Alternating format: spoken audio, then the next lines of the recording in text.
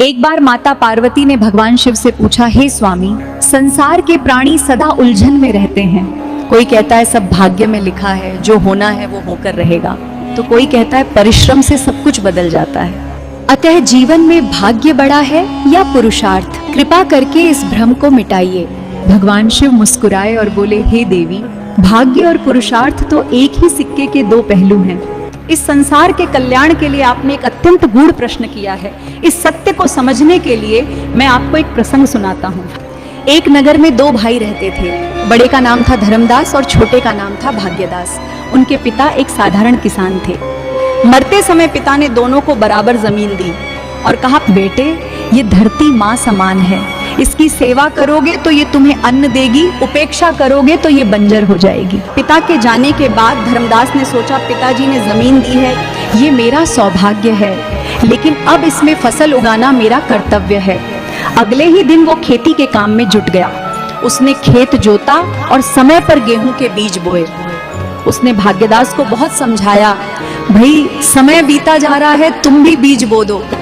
भागीदास टाल मटोल करता रहा। जब धर्मदास के खेत में छोटे हरे पौधे निकल आए तब उसकी नींद खुली और उसने भी जल्दी जल्दी बीज बो दिए।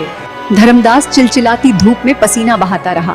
उसने समय पर खेतों की सिंचाई की, खाद डाली और खेत से जंगली घास हटा दी। दूसरी ओर भाग्यदास ने दोबारा अपने खेत की सुध तक नहीं ली। उसने सब कुछ भाग्य पर छोड़ दिया था कि वर्षा होगी तो फसल अच्छी होगी।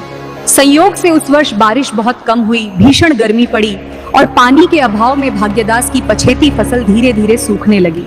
कुछ महीने बाद धर्मदास का खेत सोने की तरह चमक रहा था, जबकि भाग्यदास की जमीन पर सूखी और पीली घास के सिवा कुछ न था। भाग्यदास रोते हुए एक संत के पास गया और बोला कि महाराज, भगवान मुझसे नाराज हैं, उन्होंने मेरे भाई को सब कुछ दिया, मुझे कुछ नहीं। संत ने पूछा, क्या तूने समय पर बीज बोया? भाग्यदास ने कहा, बहुत देरी से बोया। क्या समय से पानी दिया? उसने कहा, नहीं महाराज। संत हंसे और बोले, मूर्ख, भाग्य केवल अवसर देता है लेकिन पुरुषार्थ उसे सींचता है। बिना पानी के बीज कभी फसल नहीं बनता। ईश्वर ने तुझे बीज और जमीन दी, ये तेरा भाग्य था, लेकिन तूने पानी नहीं दिया, ये तेरी सबसे बड़ी अकर्मण्यता और मूर्खता थी।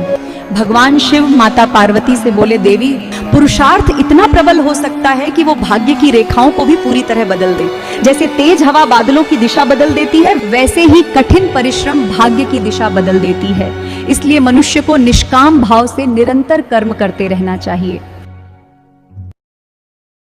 Subscribe our channel to get motivated.